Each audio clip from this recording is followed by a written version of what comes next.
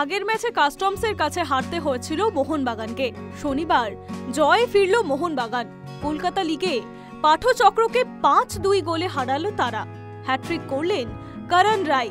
এই জয়ের পরেও মোহনবাগান সুপার 6-এ উঠতে পারবে কিনা তা নিয়ে ধোঁয়াশা রয়েছে। কলকাতা লিগের সূচি অনুযায়ী এটা মোহনবাগানের গ্রুপ পর্বের শেষ ম্যাচ। গত 13ই আগস্ট মেসারার্স ক্লাবের বিরুদ্ধে দল নামায়নি মোহনবাগান। সেই সময় চলছিল ডুরান্ড কাপ। কলকাতা লিগে মোহনবাগানের স্কোয়াডের 16 জন ফুটবলার ডুরান্ডে নথিভুক্ত ছিলেন। তাই ক্লাব জানিয়েছিল দুটি প্রতিযোগিতা একসঙ্গে খেলা সম্ভব নয়। ডুরান্ড হয়ে গেলে আবার কলকাতা লিগে খেলবে তারা, কিন্তু আইএফএ তা মানতে চায়নি। সূচি মেনে নৈহাটিতে ম্যাচের আয়োজন করা হয়েছিল।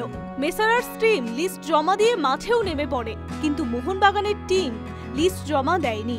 সেই ম্যাচের ফল কি হবে তা নিয়ে আইএফএ এখনো কোনো সিদ্ধান্ত নেয়নি। পরে সেই ম্যাচ আয়োজন করা হবে নাকি মেসারার্সকে ওয়াক ওভার দেওয়া হবে তা নিয়ে ধোঁয়াশা রয়েছে। আপাতত 10 দিন ম্যাচে মোহনবাগানের পয়েন্ট 17। পয়েন্ট তালিকায় 5 নম্বরে রয়েছে তারা।